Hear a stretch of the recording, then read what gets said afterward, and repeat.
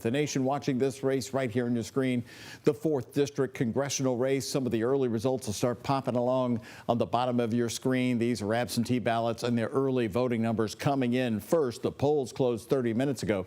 You know, in a move that we've never seen, the president is on the attack in this race, even sending his Secretary of War, Pete Hegseth, to Northern Kentucky yesterday in an attempt to defeat Thomas Massie, who's held the office since 2012. And moments ago, Donald Trump and Massie going at it again.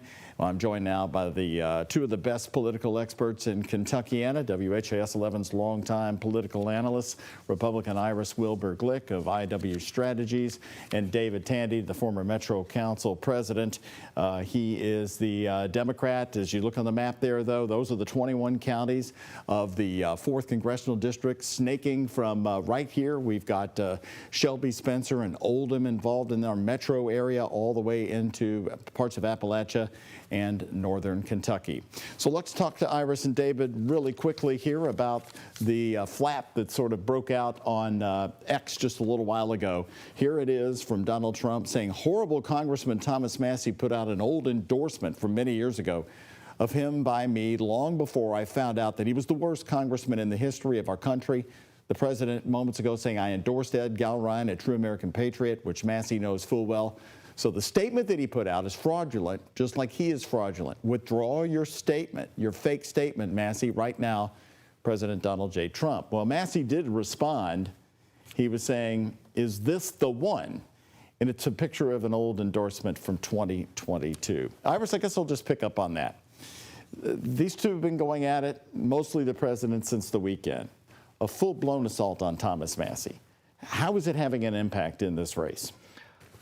Well, the 4th District is all in Eastern time zone, and so the vote has been cast for CD4, the 4th Congressional District here in the Commonwealth. And so this sort of slap fight back and forth now is sort of, you know, it won't impact the votes now unless folks are in line, which I doubt at this point. You know, all the ballots have been cast, and all the county clerks throughout the 4th District now are doing their part to ensure that the process is official and get those votes tallied up to the Secretary of State. And so, you know, the back and forth, I'm not going to speak too much into maybe trying to understand the psyche of the two, but it is a little bit of a head scratcher as to try to, you know, if I'm Congressman Massie, trying to make a connection, well, I was good enough a couple years ago and now I'm not, is a very interesting sort of 11th hour take. You know, if I'm an incumbent congressman and I'm proud of the record and how I've delivered my constituent services, how I represent the 4th District, I mean, that should be enough, particularly a multi-term congressman being able to stand on his own record. And so in lieu of that, it reeks desperation. Are you trying to fool, trick, deceive voters? Because if this is some sort of inside baseball attempt to delineate between 22's endorsement versus Trump's engagement now in 2026, it's such a bizarre way to bring voters in. Well, David, let me ask you, this is quite an independent district. People have told us in our reporting up there, they'll vote for Donald Trump. They'll vote for Thomas Massie. There are Democrats in this race. But in the end tonight, do you believe we are electing the next congressman for the 4th District? Wouldn't say that necessarily. I mean, listen. You know, there's two parts that I could say with that. One, from the just strongly partisan side of things, I think Democrats would have a outside shot, just depending on honestly how this primary kind of shakes itself out. Is there enough bad blood that's been spilt in this primary to make it such that a strong Democratic candidate, you know, could have a shot? It's possible, but. And probably all reality with the history of that particular district, I think, you know, a Republican would continue to carry it. You see some of the early results coming in. There's some interesting races we're going to watch. In fact, the U.S. Senate here in Kentucky, does Daniel Cameron win Louisville? Well, I mean, that will be something we'll see. I mean, certainly he's been here and he's campaigned in Louisville.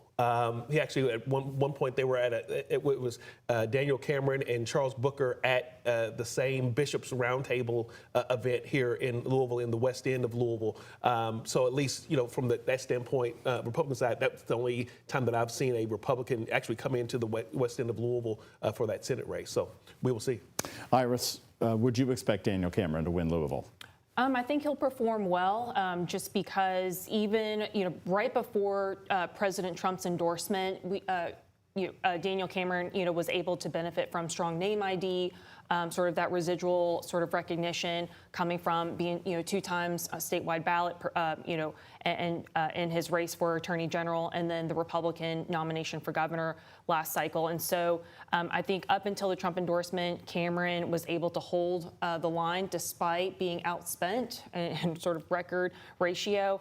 But yeah, I think tonight we'll see if he's able to hold the line. But going back to the record spend, the Louisville television market here is the only one that encompasses all Kentucky counties. You have a little bit of bleed over for Southern Indiana, but all the Senate campaigns, including the outside groups, had record spend here. And so, the dollar that Cameron was able to stretch here was diluted because of the other 2 Republican candidates. All right, we're so excited to have you part of our big team. Of course, our analysts here have been with us for 6 years now, so they've got quite the production here with WHAS 11, and we've also got Alex Dieterer on election results.